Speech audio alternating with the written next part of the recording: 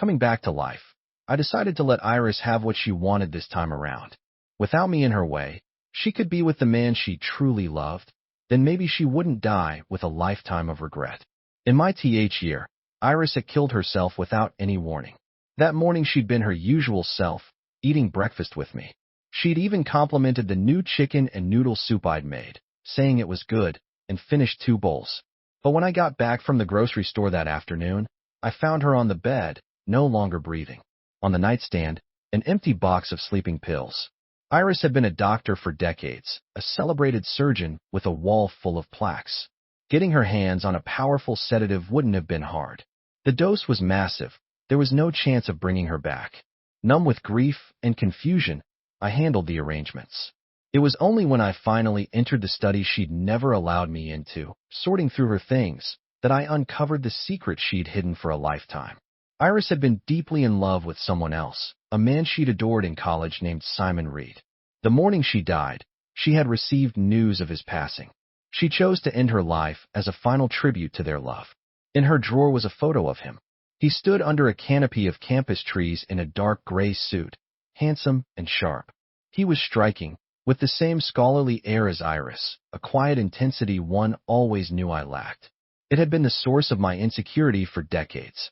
The photo was old but perfectly preserved, a testament to how much she cherished it.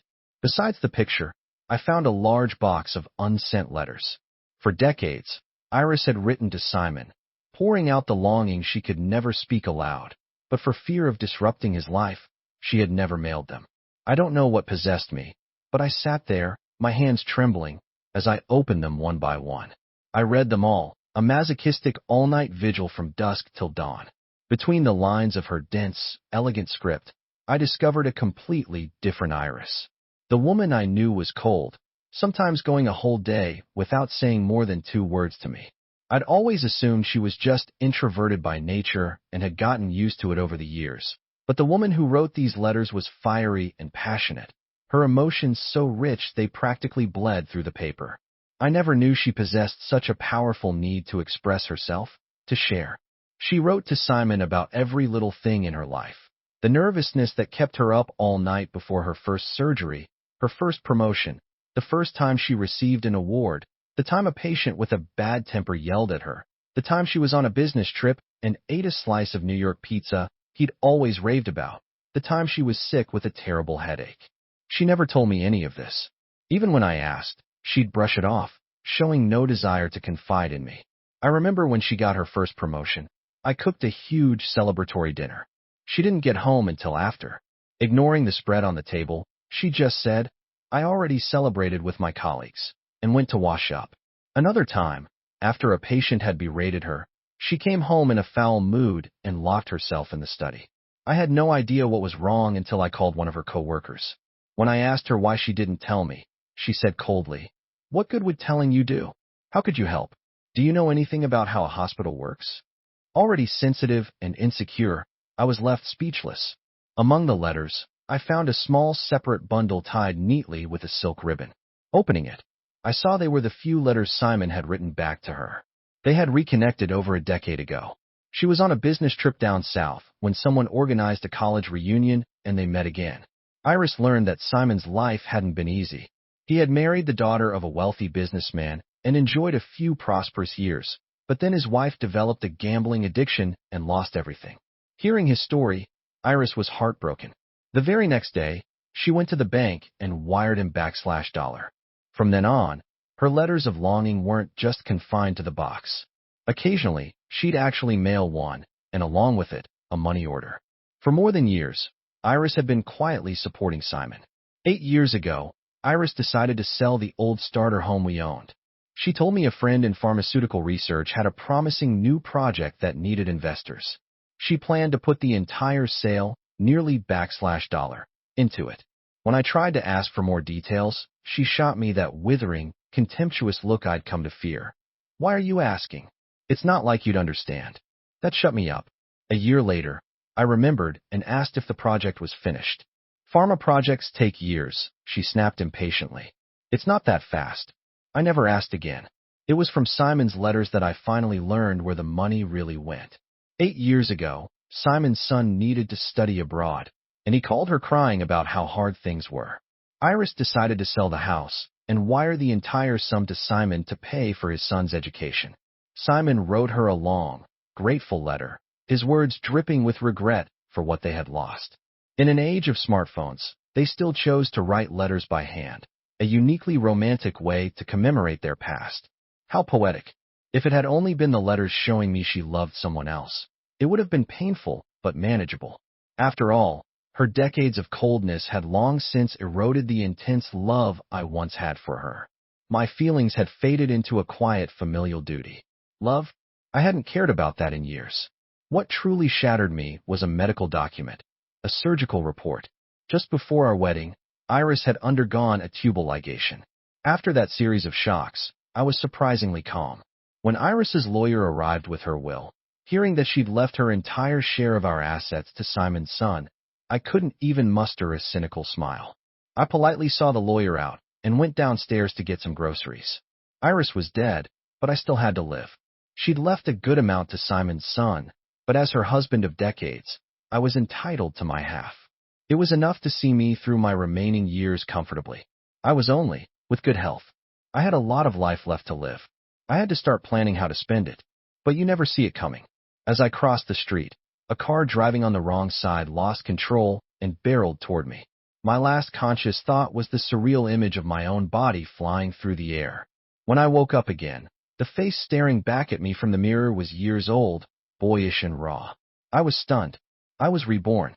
The moment I stepped outside, I ran right into Aunt Stella, Iris's mom, who was just coming into the yard. "Oh, and you all packed? I came to help you carry your things over." It hit me then what time I was in. I cursed myself. Why couldn't I have come back 2 months earlier? Maybe then I could have saved my dad. 2 months ago, my dad was working at the coal mine when he saw a boulder break loose. He shoved the man next to him out of the way. That man lived. My dad was crushed instantly. My mom died in childbirth, so my dad raised me on his own. After he was gone, I had no family left. As the son of their savior, Iris's parents were incredibly kind to me, constantly bringing me food and clothes. They even promised me their daughter, Iris, the only college student in our entire town, the pride of Crestwood. At the time, I was more than willing. Iris was beautiful, poised, and graceful, and educated. There wasn't a boy in town who didn't have a crush on her. When she came home from college on break, guys would just loiter around her house, hoping for a glimpse. So when I agreed to the grant proposal, kind-hearted Aunt Stella suggested I move in with them. She told me that as soon as Iris came home for the summer, we'd get married. In my last life, I did as they arranged. I moved into their house and married Iris. She didn't crack a smile through the entire ceremony, but I just chalked it up to her being a serious person. Now, getting a second chance, I refused to live that life again. "Aunt Stella," I said, "I've been thinking. I'm not going to move in." "What? I thought we'd already agreed," she said, surprised. "Besides, with the funeral so recent, won't you be scared staying here all by yourself?" I gave a small smile. The man who passed was my father. He loved me more than anyone. Why would I be scared of him? "But, Aunt Stella," I continued, "let's just forget about the wedding with Iris. I'm still young. I'm not in a hurry to get married." I took a breath. Besides, Iris is so brilliant. She's probably got a boyfriend at college already. "She doesn't," Aunt Stella said with certainty. "I wrote to her last month and told her about you too." She wrote back. She didn't refuse, and she didn't say anything about a boyfriend. She'd already told her that early? I'd never understood it. If Iris loved Simon, why didn't she refuse to marry me? There were 100 ways to repay a debt of kindness. A woman as smart as her could have surely found a solution that didn't involve sacrificing her happiness. Was her sense of duty more important than the man she loved? Whatever her reasons were, it didn't matter. I wasn't going to marry her. I looked at Aunt Stella, my eyes wide with innocence. "I don't want to get married yet. There's a 5-year age gap between me and Iris. I've always just thought of her as a big sister." Aunt Stella gently patted my head. "You're right. Owen's still just a boy. It is too early to be talking about marriage." In my last life, Aunt Stella had always been good to me. She and Mr. Grant were honest people who felt they owed my dad a life and wanted to repay me with the best they had to offer. Their daughter was their greatest pride. Marrying me to Iris was their way of ensuring I'd be taken care of forever. Their intentions were good, but they didn't understand that you can't force a heart. Iris, burdened by filial piety and her family's debt to mine, had quietly shouldered the responsibility of me. She gave up the boy she loved for my sake. She must have felt so wronged. This time, I wouldn't be the obstacle in her love story, and maybe then she wouldn't die full of regret. As for me, I'd live my own life. Son, if you won't be my son-in-law, then you could just be my son, Aunt Stella said warmly. You're only, with no one to look after you. From now on, you think of me and your Uncle Alistair as your mom and dad, okay? Thank you, Aunt Stella. So, what are your plans now? I want to study, I said, my gaze firm. In this era, just after the college entrance system had been reformed, almost no one in a rural town like ours pursued higher education. In the surrounding area, Iris was the only one to make it to a university in recent years. In my last life, influenced by my surroundings and lack of money, I thought like most kids in town. Finishing middle school and knowing how to read was enough.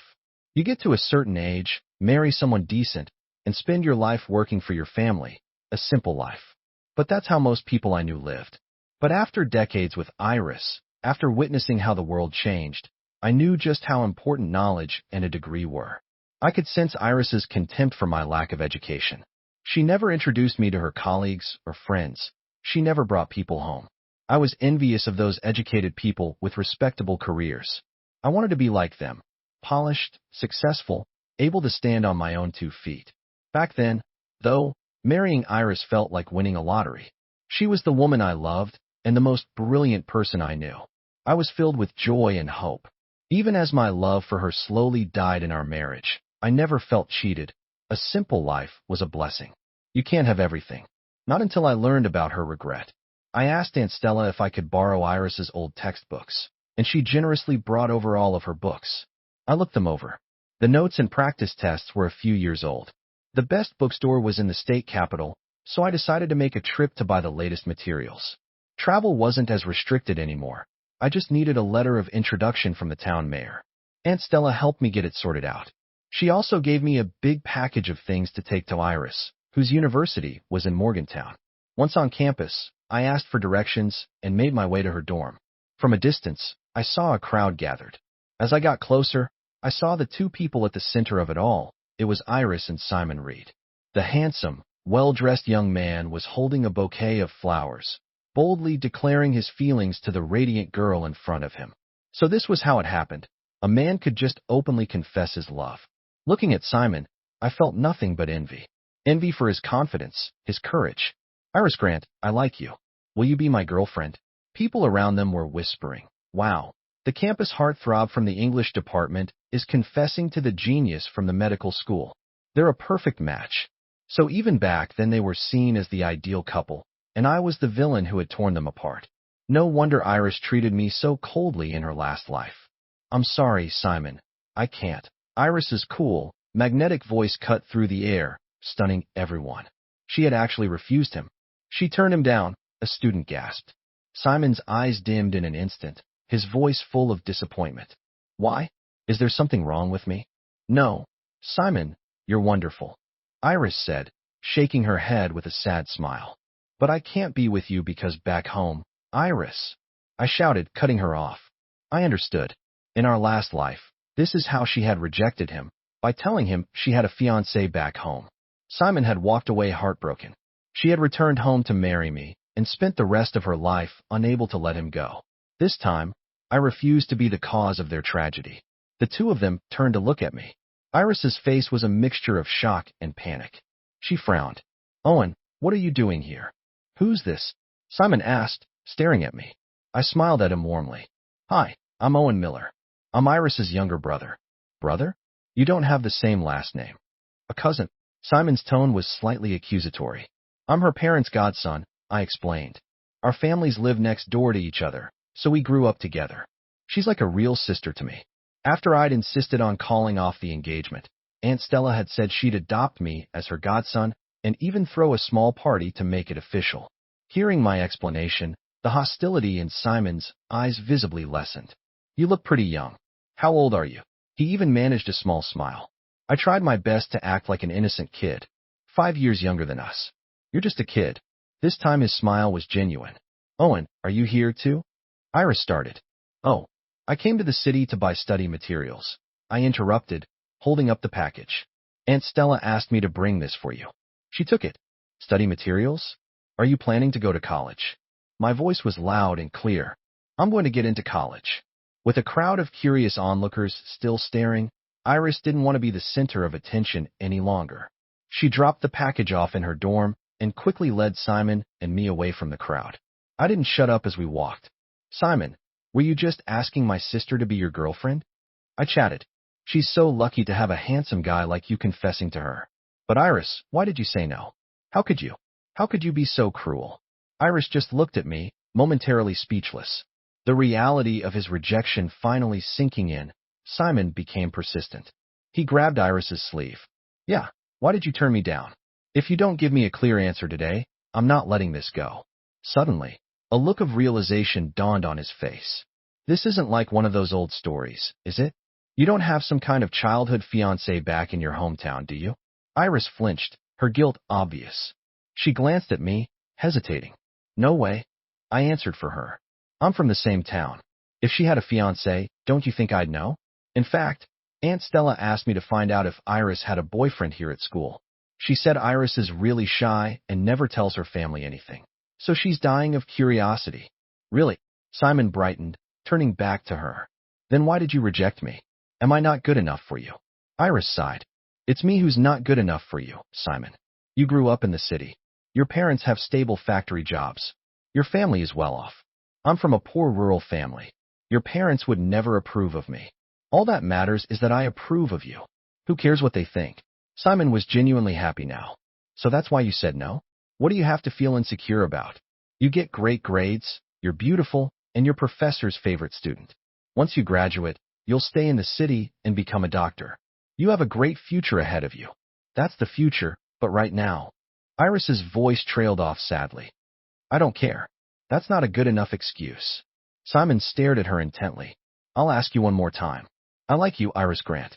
Will you be my girlfriend? If you say no again, I'll find a new girlfriend tomorrow.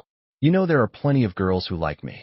I'll just pick the best one and start dating her immediately. Faced with Simon's relentless pressure, Iris finally gave in. Fine, we could be together. Simon raised an eyebrow. So reluctant. Do you even like me or not? Iris nodded frantically. I do. Of course I do. Who wouldn't like you? That made Simon laugh. He affectionately put his arm around her, pulling her head onto his shoulder. Owen, my man, you came all this way. It can't have been easy. Let me treat you to a nice meal at the cafeteria.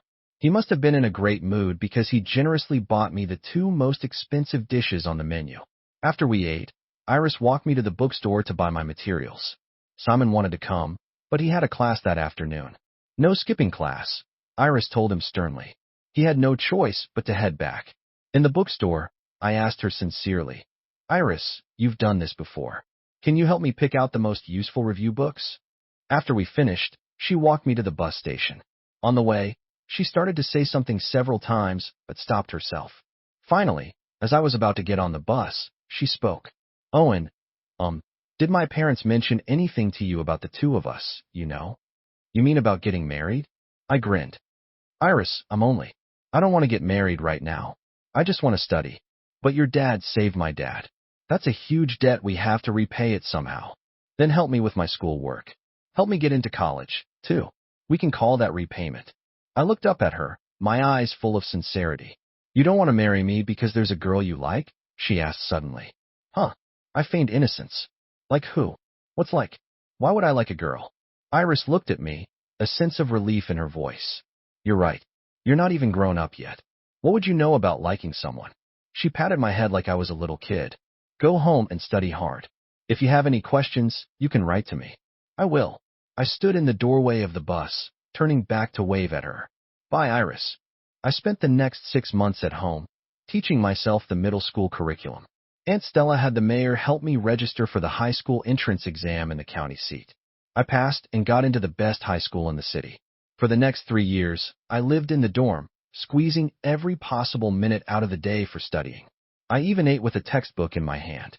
Maybe it was because I always called her sister, but Iris seemed to accept her new role in my life. She was much warmer to me than she had been in our last life. Medical school was demanding, and she was dating, but she still wrote to me often, asking how I was doing. My letters back were always filled with questions about my studies. Iris had worked her tail off to become our town's only college student in years, and her professors adored her. She clearly knew a thing or two about studying. I wasn't about to let that resource go to waste. She patiently answered every one of my questions and often mailed me the latest study guides. 3 years later, my SAT scores were brilliant, fifth highest in the entire state. When Iris found out, she made a special trip home to congratulate me. She suggested I apply to her university. It's a great school, Owen. If you come here, you'll have me, your big sister, to look out for you. I was still a little unnerved by this version of Iris, so kind and friendly. I politely declined. I haven't really decided which school I want to apply to yet. Iris, what's there to think about? Owen will go wherever he wants to go. You stay out of it, Aunt Stella said, pushing her aside. Mom, you don't understand. Iris persisted. Try to convince me. Oh, so only you understand. Aunt Stella shot her a look. You think you know more than his teachers? Owen, you should ask your guidance counselor for his advice. See where he suggests you apply. Okay, Aunt Stella, I said with a smile. Aunt Stella dragged a reluctant Iris away, muttering, Can't you see the boy doesn't want to go to your school? You have no tact at all. His counselor said with scores like that, he can take his pick of any university he wants. I didn't understand why Iris was so insistent I go to her school, but in this life, I had my own plans. I applied to a prestigious university in Washington, D.C. with a top-tier international relations program. I only told everyone after I had submitted my applications. Aunt Stella and Uncle Alastair were bursting with pride. A D.C. university. That means you'll be working for the government one day, right? Our Owen is really something. Only Iris was expressionless, looking sullen. During my junior year of college, Iris and Simon got married. I used the money I'd saved from tutoring to give them a generous wedding gift, along with a card. Congratulations to my favorite sister and brother-in-law. Wishing you a lifetime of happiness. In my first year of grad school, I started dating my girlfriend, Chloe. Chloe was my advisor's daughter and a graduate student in a different department. I'd met her in my advisor's office when I was dropping off some research. She was there and watched as I methodically debated a point with her father. After that, she started pursuing me relentlessly. At the time, I was completely focused on my studies and turned her down countless times, but she was undeterred. No matter how bluntly I rejected her, she'd just smile. It was hard to resist someone so brilliant and full of life who showered me with such genuine affection. I was smitten. I asked her when she first started liking me. She said it was love at first sight. I shook my head, not believing her. It's true, she insisted. I'm a shallow person. The first time I saw you, I was captivated by how handsome you are. Then, when I saw you debate my dad, I was completely blown away. You were so calm but confident, so logical. You actually managed to persuade him. It was amazing. I've never met a guy who was so attractive on both the inside and the outside. Dating Chloe was easy. It felt right. Even though we were in different fields, we often shared our academic struggles and triumphs. I was the quiet type, but she was witty and fun, always making me laugh and boosting my spirits. We respected each other, encouraged each other, and planned our future together. In my last life, Iris was the only woman I'd ever been with. We seemed to have skipped the dating phase entirely, going straight from the wedding to the mundane realities of married life. It wasn't until I was with Chloe that I finally understood what a healthy relationship felt like. Love that was returned, I discovered, was a wonderful, joyful thing. A year after I started my career, Chloe and I got married. On our wedding day, I invited Aunt Stella and Uncle Alastair. Out of politeness, I sent an invitation to Iris and Simon, too. To be honest, I didn't really want them there. Since we lived and worked in different cities, we hadn't seen each other in years. I hoped our relationship would continue to fade until we were practically strangers. Besides, Iris was newly pregnant. I'd even called her specifically. Iris, it's a long trip, and it's not good for your health. It's totally fine if you can't make it. I understand. But on the day of the wedding, they showed up anyway. Iris's gift was a small box. I accepted it in a rush and didn't have a chance to open it. After the ceremony, I was heading to change into my reception suit. Walking down the hotel corridor, I heard arguing from a nearby stairwell. If I hadn't seen the receipt in your purse just now, I never would have known you bought Owen a car. You're so generous. I'm your husband. Why don't you buy me a car? It was Simon's voice. I froze. I remembered the small box Iris had handed me that morning. I quickly pulled it from my pocket and opened it. Inside, nestled on a velvet cushion, was a car key. A memory from 2 months prior surfaced. Iris, who I hadn't spoken to in ages, had suddenly called. She said she heard from her mom that I was getting married and wanted to know the date. We chatted politely for a few minutes. She asked what I was up to, and I told her I was taking driving lessons, trying to get my license before the wedding since I wouldn't have time later. But was she insane? Why would she buy me a car, even in the future, let alone now? Almost no one gave something so extravagant as a gift.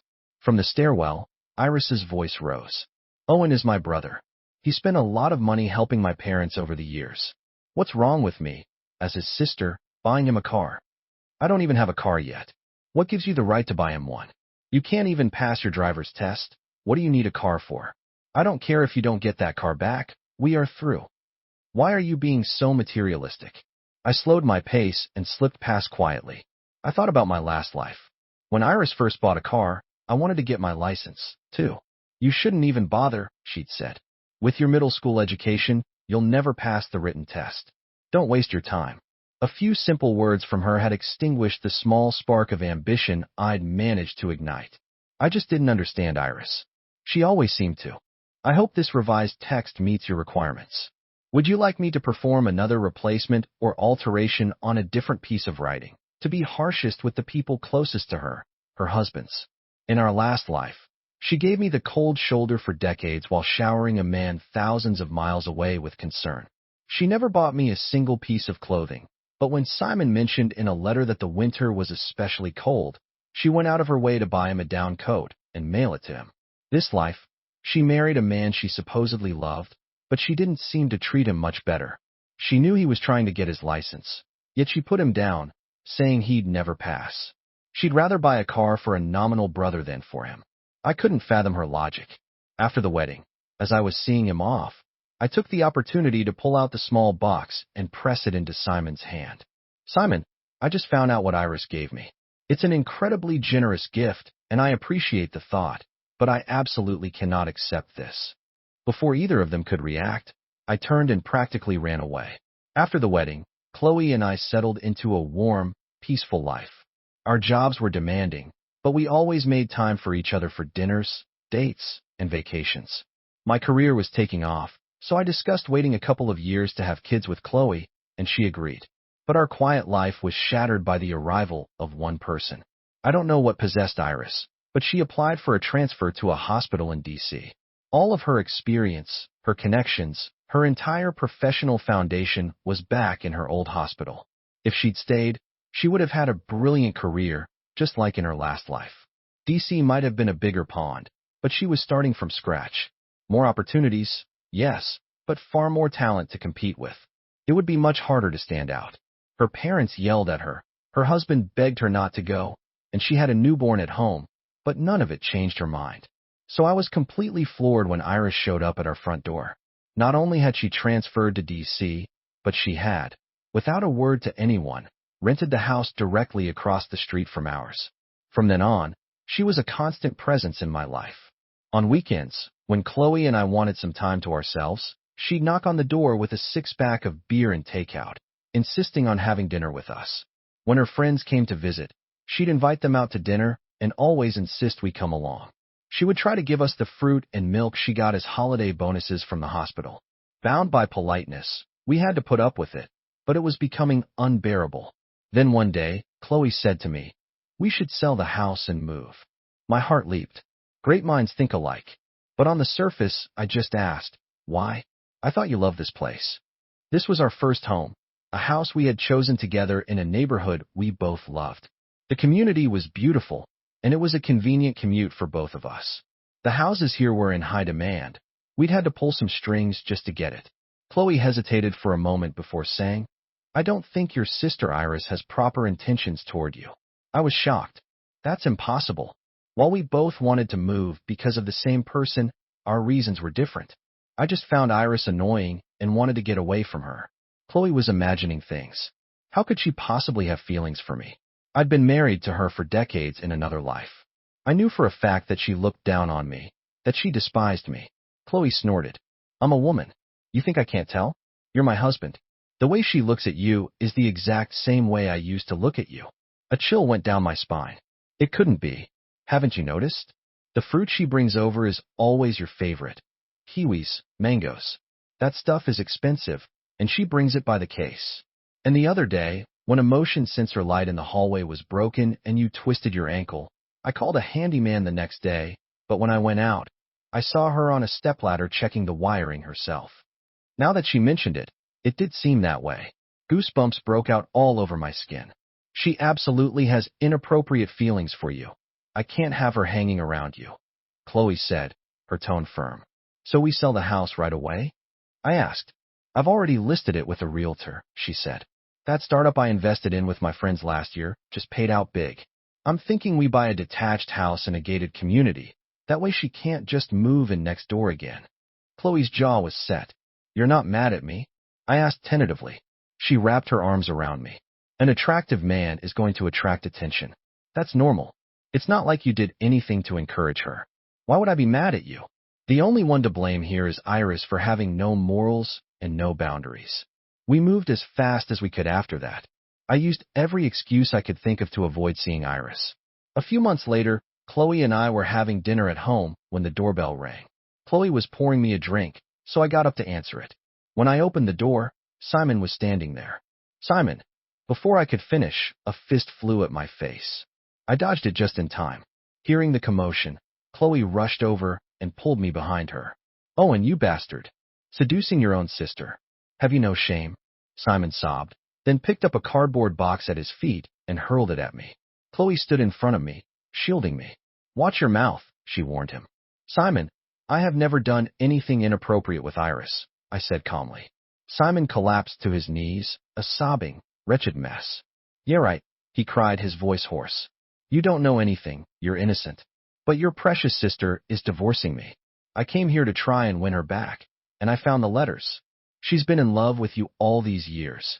You were the one she loved. How sick is that? He screamed, his voice cracking. You're completely blameless, but who am I supposed to be angry at? Who else can I blame but you? Following his pointed finger, I saw the cardboard box he'd thrown and the letters scattered all over the floor. A familiar, sickening image flooded my mind. I knelt, my hands shaking as I picked up an envelope. On the front, it read, For Owen. I opened one. As I unfolded the paper, the words scrawled across it made my entire body tremble. Just like in my last life, the pages were filled with Iris's scorching, obsessive love. Only this time, the object of her affection wasn't Simon, it was me. How absurd. I had changed the entire course of our lives, but Iris's pathology remained the same. She was incapable of loving her own husband, doomed to pine for the one she couldn't have. In the letters, she lamented her regrets. She wrote that we were supposed to be engaged. If only she'd never met Simon. She could have finished college quietly and waited for me to grow up.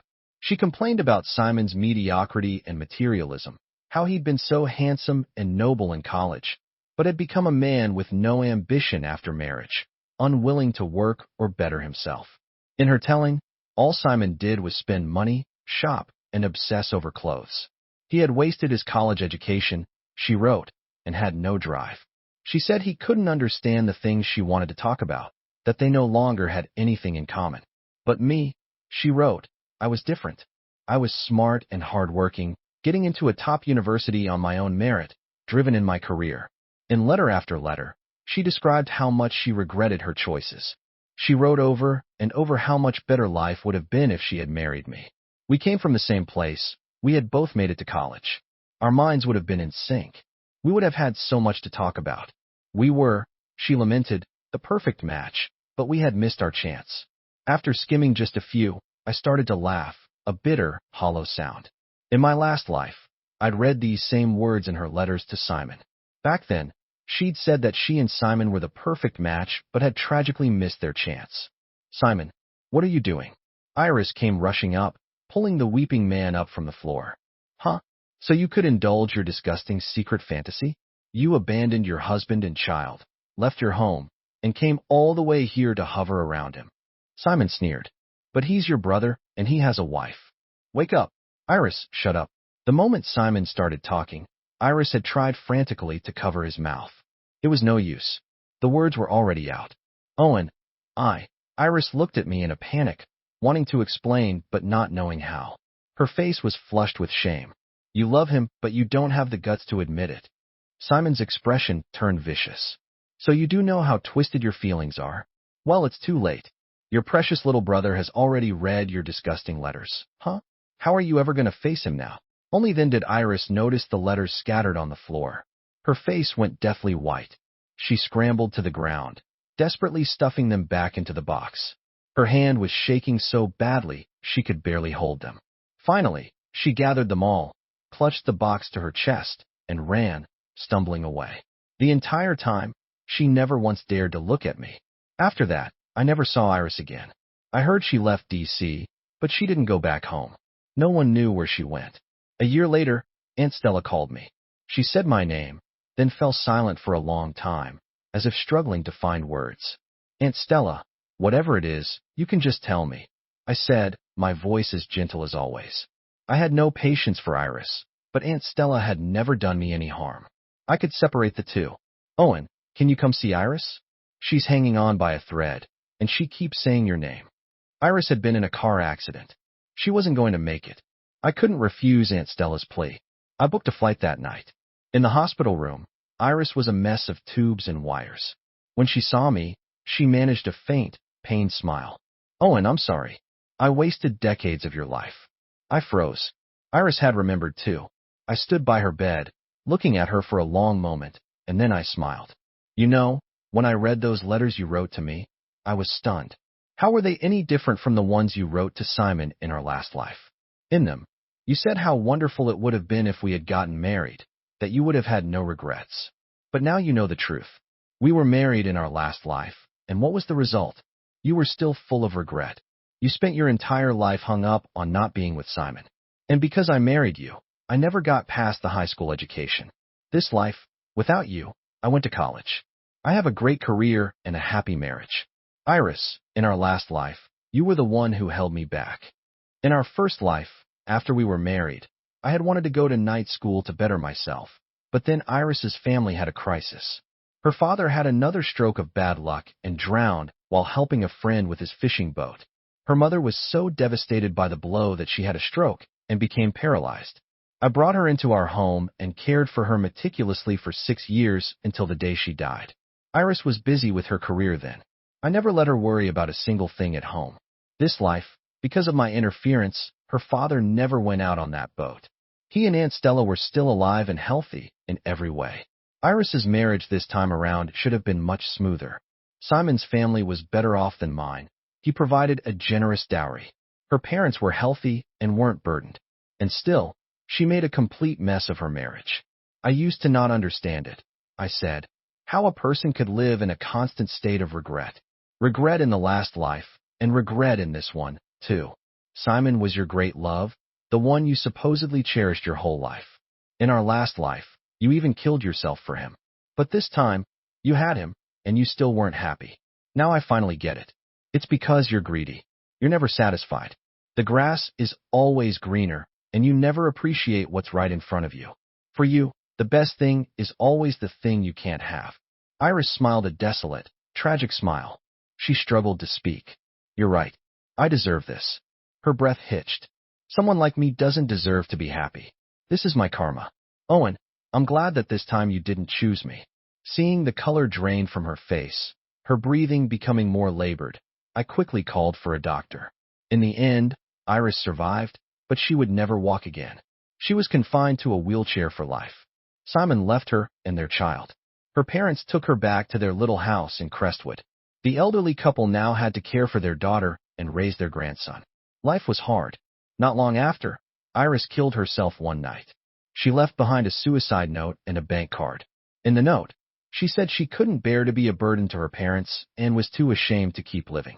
The day I got the news, I was silent for a long time, then let out a heavy sigh. With your personality, I wouldn't think you'd be sad for her, Chloe said, curious. I'm not sad for her. I'm sad for her parents, I said. Iris was always running away. She gets her piece, but she just passed the burden on to them. It's okay, Chloe said, wrapping an arm around me. We can go back and visit them together. From now on, you're too good to me. Of course I am. You're my husband. Who else would I be good to? She said, her tone triumphant. Haven't you heard the saying? What saying? A happy spouse makes a happy house. Epilogue. Iris's perspective. When Simon Reed confessed his feelings to me, I was stunned for a moment, then a little smug. I knew people on campus paired us together. The English department heartthrob and the medical school prodigy. A perfect match. But I never expected him to be so bold as to declare it in front of everyone. As for me, did I like him? I suppose I did. He was famously handsome, a swan among geese, as some people said. Plenty of girls had secret crushes on him, but felt they weren't good enough to say anything. So when he confessed to me, my vanity swelled. But that was immediately followed by fear. Like most of the other girls who liked him, I knew deep down that I didn't deserve him. His family was well off. The clothes he wore, his leather shoes, they were the envy of every boy from a poor town. I heard the face cream he used cost a fortune. Meanwhile, I survived on a meager school stipend each month. My nicest outfit was a dress I'd had made before starting college. How could someone like me be with someone like him? The insecurity was etched into my bones. So facing Simon and his expectant eyes, my first instinct was to run. I told myself I couldn't be with him. I couldn't let him see the pathetic, poor side of me. My mouth opened and a rejection came out. I had a ready-made excuse. A few weeks earlier, my mother had written to tell me I was to marry Owen Miller. His father had saved my father's life, and I had to repay the debt. While I got that letter, I pictured Owen's face in my memory. He was still a little boy with a round face and bright dark eyes, adorable really. If he were to be my future husband, it didn't seem so bad. I found I had no real objection to it. When Simon asked me why I was rejecting him, I was about to tell him I was engaged back home. But then Owen appeared. When I heard him deny any relationship between us and actively push me towards Simon, I felt a flicker of annoyance. It wasn't just vanity. I knew most of the boys my age in our town were infatuated with me. Why wasn't Owen? Later, I probed a little, asking if he had a crush on someone. That's when I realized the little brat hadn't even hit puberty. In that sense, he didn't understand feelings yet. I was relieved. With my excuse gone, I couldn't resist Simon's passion. We got together, but I was always finding ways to avoid going on dates with him because I had no money. I used studying as a shield. For reasons I couldn't quite explain, I started paying more and more attention to Owen back home.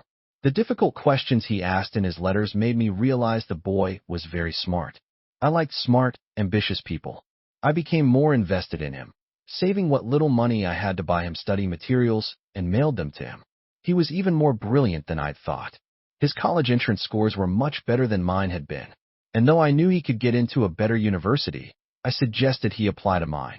I just wanted him near me, where I could see him often. The desire was overwhelming, but he had his own plans. He went to a top university in D.C., a better school than mine. He was like a bird that had finally grown its wings, soaring into a wide-open sky. I knew I couldn't hold him back.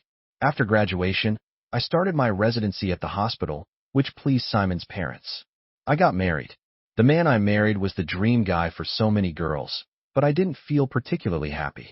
Simon's parents ed on him and gave us a lot of money to start our life together. My salary was decent, too. After we were married, he had no interest in getting a job. He said with two parents with stable jobs and a successful wife, he was born to enjoy life, not to work hard and earn a living. But his hobby was spending money. All his time was spent shopping and getting dressed. Sometimes he'd spend over an hour in the morning just trying on clothes. He couldn't cook. I ate all my meals at the hospital cafeteria. I started to see Simon as nothing more than a handsome, useless vase. I couldn't talk to him about my work, and even when I tried to discuss literature, his own major, he was never interested. The desire to talk to him withered away. He wasn't an independent man, nor was he a good husband or father. He was useless. A deep-seated contempt for him began to grow inside me. The truth is, I secretly went to see Owen a few times, to see him. I just watched him from a distance, never daring to let him see me. I knew my behavior was strange, shameful. When I heard Owen was getting married, I couldn't sleep for days. That brilliant young man, he should have been my husband. If he were my husband, We would have had so much to talk about. We would have had such a good life together. I began to regret not rejecting Simon from the start. If I had just insisted on waiting for Owen to grow up, we might have had a chance. I started to resent Simon, blaming him for ruining what should have been my destiny. My patience with him wore thin. When I found out Owen was getting his driver's license, I made a sudden decision. I would buy him a car. With such an extravagant gift, he would have to remember me, to hold a special place for me in his heart. Simon and I had a child, but Simon was useless at taking care of him. His parents moved in with us to help. Our home became their home, a noisy, chaotic place where they criticized me for working all the time, for not being around, for not caring enough about my own child. I didn't want to go home anymore. I just wanted to escape. That, combined with an unbearable longing for Owen, led me to a crazy decision. I would move to D.C. I left on my own, taking only the box of letters I had written to Owen in my loneliest moments. I was starting over, but being able to see Owen every day made it feel worth it. I told Simon I wanted a divorce. He refused and came to D.C. to confront me. He found my letters. My sordid, secret feelings were exposed for all to see. I was dying of shame, unable to face anyone. I left alone. When I woke up after the car crash, I had the memories of my last life. Owen, the man I had obsessed over until he became a demon in my mind, had actually been my husband. How absurd. And I had despised him for being uneducated, while lavishing care and attention on the unattainable Simon. Even more ironically, I had ultimately killed myself for Simon. Did I really love Simon that much? Looking back, I think it was more about regret and pride. When I first rejected his proposal and decided to marry Owen, I didn't agonize over it. It was only when I heard Simon had married a rich man's daughter that a bitterness began to fester. That feeling intensified after we ran into each other once by chance. Seeing him dressed so elegantly, I couldn't help but think of the perpetually plain, unassuming Owen at home. In the dead of night, I would think over and over, that handsome man should have been my husband. Why? Why did I have to be engaged to someone else? Why did repaying a debt have to cost me my own happiness? I started to fixate on it. The more I thought, the more resentful I became, and the more I disliked Owen. I knew he loved me, but I met his affection with day after day of cold indifference, as if punishing him could somehow soothe the growing regret in my own heart. Perhaps the thing you can't have is always the most desirable. I had long forgotten what the real Simon was like in college. The man in my head was an idealized version I had created. The more out of reach he was, the more I wanted him. Over time, that resentment and regret magnified, twisting into an obsession that ate away at me every day. In truth, when I first married Owen, I was only a little reluctant. Getting the tubal ligation was just a fit of pique. I thought Owen was beneath me, unworthy of having my children. Our marriage after that was quiet, uneventful, even smooth. My thinking had even started to change. As a doctor, I knew the procedure was reversible. I went to the hospital, thinking I would have it reversed for Owen's sake, for how pitiful he seemed. I would give him a child. But something had gone wrong. Even after the second surgery, my fertility never returned. Owen and I would never have children. So I poured all my maternal love on Simon's son, even paying for him to study abroad. When I heard Simon had died, my world went gray. My one chance to fix my lifelong regret was gone, so I decided to follow him. I remember clearly, though, that as I closed my eyes for the last time, I felt a flash of regret. I thought of my husband, Owen. I realized I would miss him. The memories that flashed before my eyes were all of him. Him smiling at me shyly, him gently making me soup, him patiently caring for my mother, him sitting under a lamp meticulously sewing a button onto my coat. Every moment in that life that I cherished had him in it. But it was too late to be sorry. When I opened my eyes again, I was in a hospital bed after the car crash. The memories of 2 lifetimes swirled in my head, and I finally understood my own heart. I begged my mother to let me see Owen one last time. The moment I saw him, I felt I could finally let go. Owen was right. I was greedy, insatiable. I had ruined 2 lives, and it was all my own fault. This was my karma. I didn't die, but I was paralyzed. Simon left me and our son. Seeing my elderly parents, their hair white overnight, having to care for their worthless daughter and raise their young grandson, I couldn't face them. I ran away again. They would be better off without me, wouldn't they? For the second time, I chose to end my life. A person like me didn't deserve to live in this world.